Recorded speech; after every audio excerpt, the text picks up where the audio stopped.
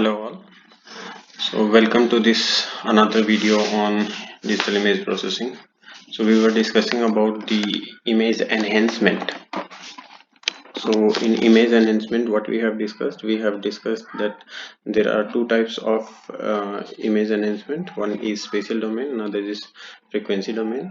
Then we have discussed the thresholding, which is also part of image enhancement. We have discussed the histogram and histogram equalization, that is also a part of image enhancement. So today we are going to discuss some basics of spatial filtering. So as while discussing the spatial filtering, I have discussed that the filtering is performed using the mask. We call it filter to, kernel to, template and window.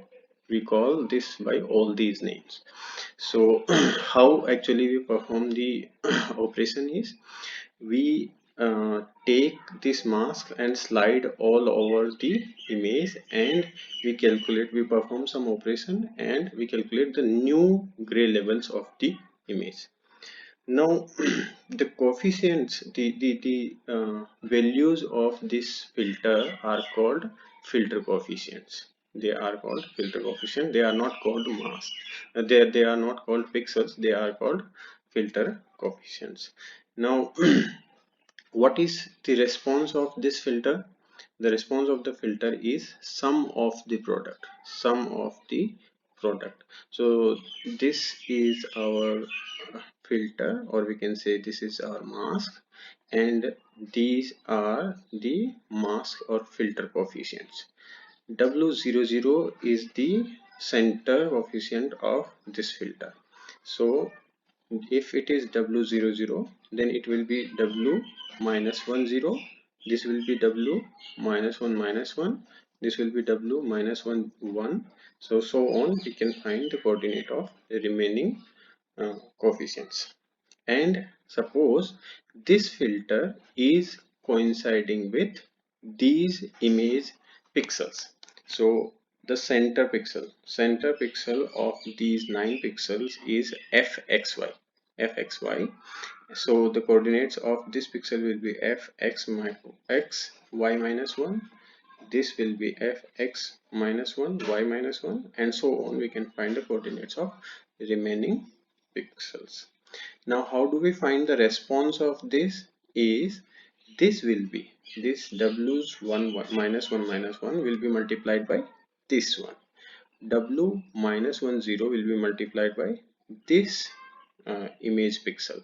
This will be multiplied by this image pixel, and so on we will perform for all the coefficients, and then that multiplication will be summed together. So that is why the name sum of product. So we take first the product of the filter coefficient and pixel gray level, and then we add all of them. So that is why sum of product. Now if we want to write that in in in uh, in a mathematical formula, then it would be summation s is equal to minus a to a, t is equal to minus b to b, w s t f x plus s y t plus y plus t. So here w represents the filter coefficients and f represents the image pixels. So here this is generalized. This is not for 3x3 mask. As we know that mask can be of any odd dimension, 3 5 7, like that. So where from do we get minus a to a, minus a to a and minus b to b? Is, if suppose the mass dimension is m cross n, mass dimension is m cross n, then a will be given as m minus 1 by 2. Listen carefully, I have not written it. A is m minus 1 by 2 and b is n minus 1 by 2. So you see, in the case of 3, the filter size is 3, then m is 3 and n is also 3. So a and b both will be 3 minus 1, that is 2, divided by 2, that is 1. So it is ranging from it will range from minus 1 to 1, and this will also range from minus 1 to 1. So since the center coefficient we have called W00, so the rows will range from -1 to 1. The first coordinate will range from -1 to 1, and second coordinate will also range from -1 to 1. So the individual coefficient will be multiplied by the individual coinciding pixel value of the image.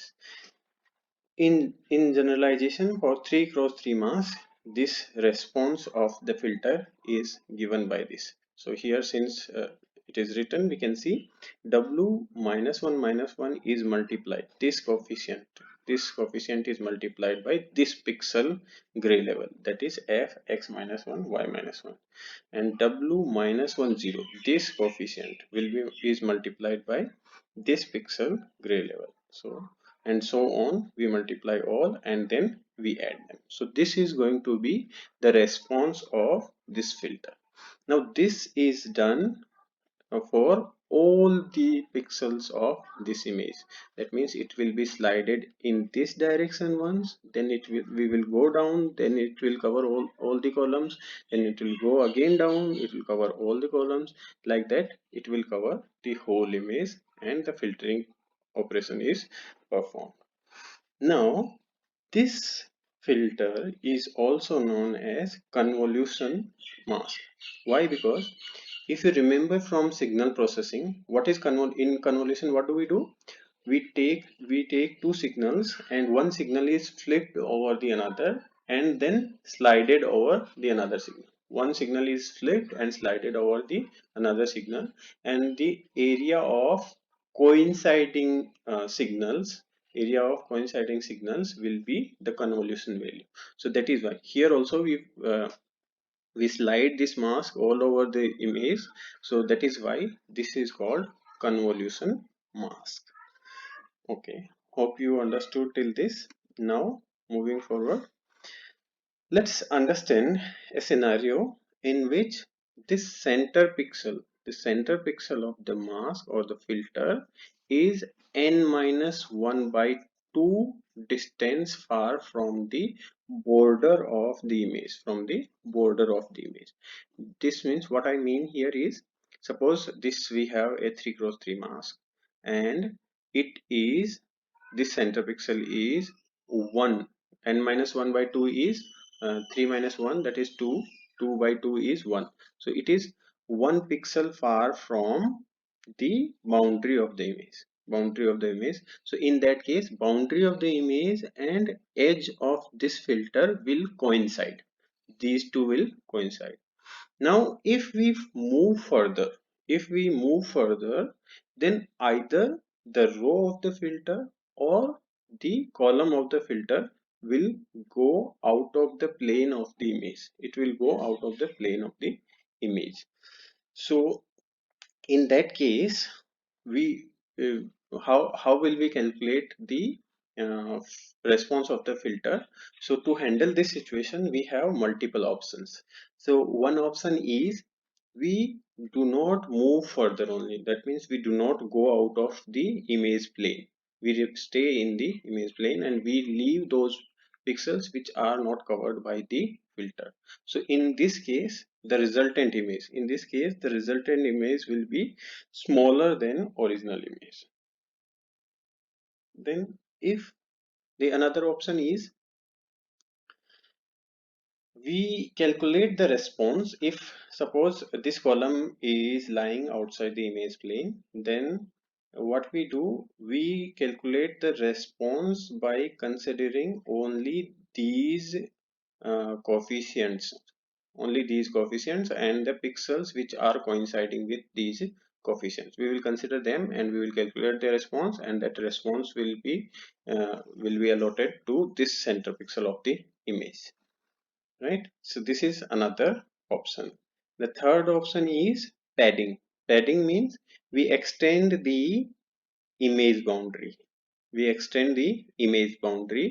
By certain amount of rows and columns. So then again, padding can be done in multiple ways. The one way of padding is, we add zeros in all the rows and we add zeros in all the columns. So we extend the boundary of the image by padding zeros in the rows and columns. The another way of padding is, we replicate we replicate the rows and columns of the image is another option of padding in the image. So in that case we will get, but since we are extending the image boundaries, so in that case at the boundary we will get the artifact. We will get the artifact. Why? Because either we are extending it by replacing by 0, or we are expanding it by replicating the pixels which are at the boundary. So in definitely we are going to get some artifacts at the boundary because of this padding. So the best way is to, if we want to have the same information which is there in the original image, then we need to we can choose the first option, that is we do not move further from the center pixel. That means we do not have any row or column which is lying out of the image plane. So this is how we can handle this situation. So now moving forward, we will discuss the smoothing spatial filter. So in this first kind of filter is smoothing spatial filter. So these kind of filters are used for blurring the image or for noise reduction. We use these kind of filters for two purposes: for blurring and for noise reduction. So in this we have two subcategories, that is smoothing linear filters and smoothing non-linear filters.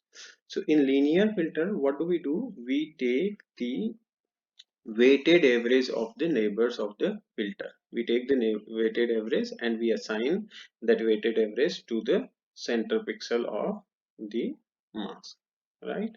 So that is how we perform the smoothing using the linear filter.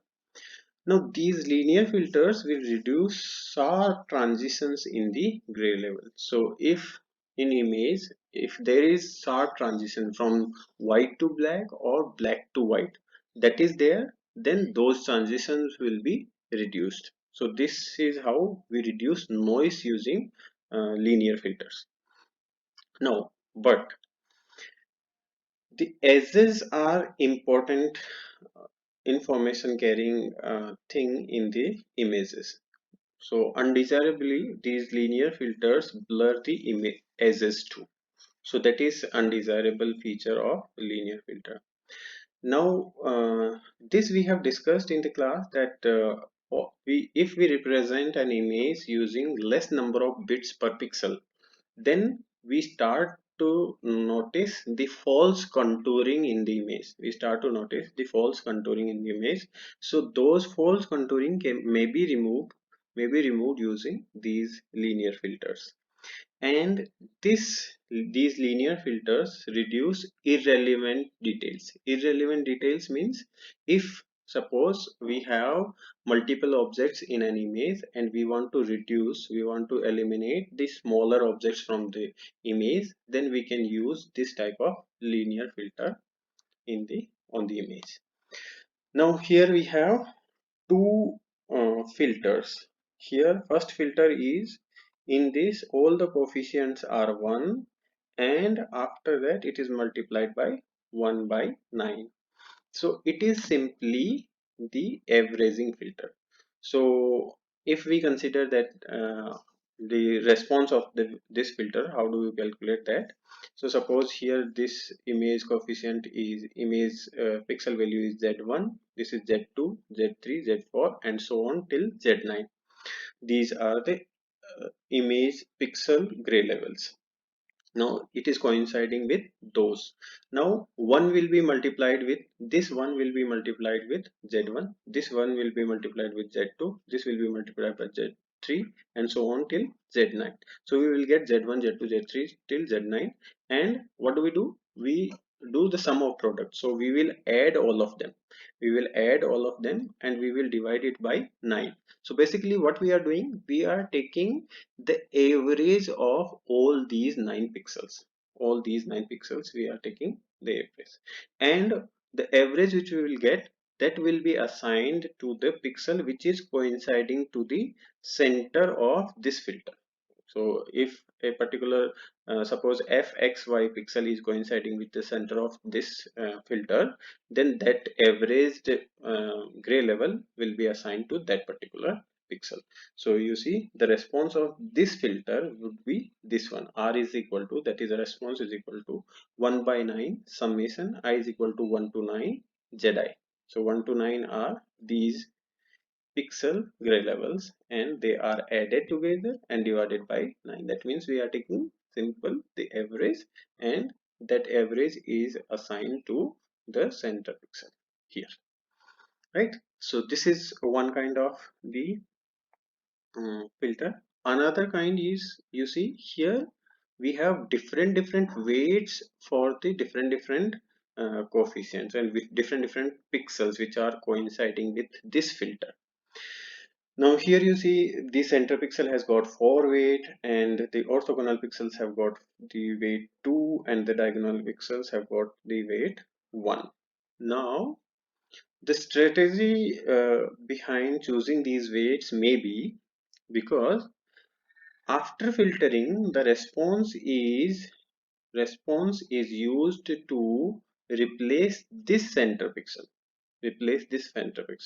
gray level. So the most weightage is given to this pixel, and since these orthogonal pixels are quite near to this pixel, so the medium weightage is given to these orthogonal pixels, and diagonal pixels are considered far from this pixel, so they were given the least weightage in the filter, right? Now why it is divided by 16? Because you see the sum of all these coefficients is 16. 1 2 and 1, that is 4 here, 8, and this 8, so total is 16, so it is divided by 1 by 16. So general output of this smoothing linear filter can be given as S is equal to minus A to A, T is equal to minus B to B, WST, F, X plus S, Y plus T.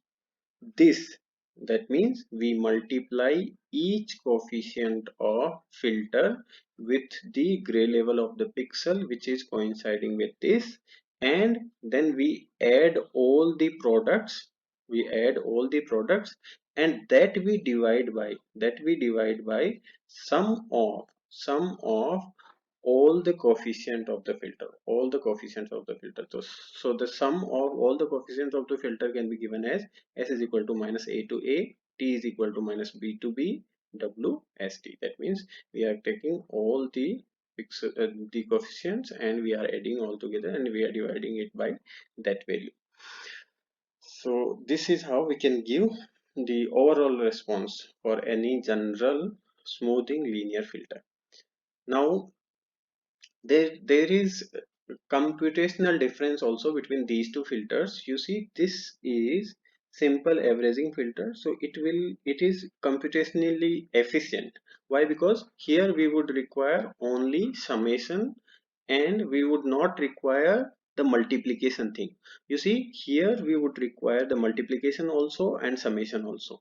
Here 2 would be multiplied by the pixel which is by which it is coinciding, and this also will be multiplied, this also will be multiplied, so here multiplication also comes into the picture. So it is computationally expensive and it is computationally good in comparison to this filter. So this is the processed images using the filters. So this is the original image. It contains the objects of different sizes, and these are the results of uh, processed images using different filter size. So this is the output image after applying 3 cross 3 filter. This is 5 cross 5, and this is 9 cross 9, 15 cross 15, and 35 cross 35. So here we can observe that now this we know that the objects which are of the size of the filter, they will be blurred in the output image. Now you see, since this image is the output of 3 cross 3 filter, So you see, it may be not clearly visible, but this dot is of the dimension of 3 cross 3 and it is blurred in the output image. This is the 5 cross 5 output. So this would look similar to this one, but we can observe this object is blurred in the output. Now this is 9 cross 9. We start seeing that these objects are start blurring, and we can see this object, this alphabet is also started blurring. Now here this is the output of 15 cross 15 filter. So you see these objects are blurred. Here also these alphabets almost all are blurred since their dimension is comparable to 15 cross 15 filter. Now this is the output of your 35 cross 35 filter. So here we can see these patches which are available in the original image, they are invisible here. They are very least visible. Now another thing we can notice here is these black boundaries, extended black boundaries. This is because here, to avoid that falling your filter coefficients outside the image plane, the zero padding was used. That means this image was extended by the pixel values 0. So zero padding was used. So that is why these black boundaries we start getting in the output image. Now this is one example of use of this smoothing spatial filter, and which is linear, right? So this is the image of captured by Hubble space telescope. Now this is processed using 15 cross 15 averaging mask, and we have got this image. Now what we want to achieve over here is we are interested only in the large objects in this image, and we do not want to see the small objects in the image. Large and shiny objects we want to see. We are interested in those objects. So what is done in first step, the 15 cross 15 averaging mask was applied on the image. That means a 15 cross 15 averaging mask was taken and it was slided over here in this direction, which is slided all over the image, and we have got this output. Then after that, this is the output of thresholding which is applied on this image. Thresholding means um, a fixed level of the intensity is taken, and above that level is assigned as the maximum intensity, and below that is assigned as the minimum intensity. So this is the output of thresholding of this image. Now you see here, in this image only the larger objects are visible. Only the larger objects are visible and smaller objects are not visible. Larger and shiny objects are visible in this image and remaining are not visible. So this is one application of this linear filters. Now next in the smoothing spatial filters we comes is the order statistics filters. These are non-linear filters. So we do not perform averaging in this. What do we do? The response is based on ordering of pixel values coincided by mask. So what do? We order the pixel values in a particular fashion, and then out of that ordering we choose a particular pixel intensity to replace the pixel which is coinciding with the center of the mask. So the well-known filter is median filter. So in median filter, what do we do? Suppose the 9 pixels of the image are coinciding with the filter. So 9 pixels intensities will be taken, and the median of that will be calculated, and that median will be allocated to the center pixel which is coinciding with the center of the filter, so this is called median filter. Now why it is popular? Because it works well for the random noise models, and in particular it does very well in the impulse noise, and impulse noise is also called as salt and pepper noise. Why it is called salt and pepper noise? Because in impulse noise we see the black and white dots. We see the black and white dots. That is why it is called salt and pepper noise. Now, another example of this category is max filter, min filter, and mean filter. So in max filter, what do we do? The maximum of those coinciding pixels will be allocated to the center pixel. Min filter, now you understand that minimum of that will be assigned to the center of the pixels, center of the filter. The mean of the all the pixels will be assigned to the center of the pixels. Now this is one example.